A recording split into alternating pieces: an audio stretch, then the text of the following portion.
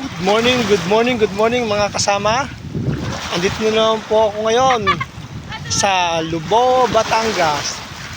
Habang po nagkakape, andito po ako sa dagat ng Lubao, Batangas.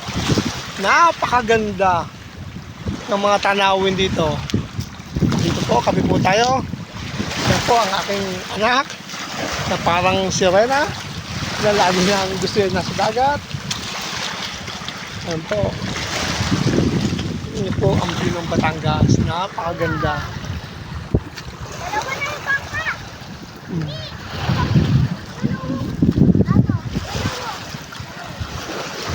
Ito po. Mga kasama, kung makikita niyo po yon, doon po ang Mindoro. Kitang-kita. Dito naman po ang Marinduque sa lugar na to. Ayan po. Kapit po tayo.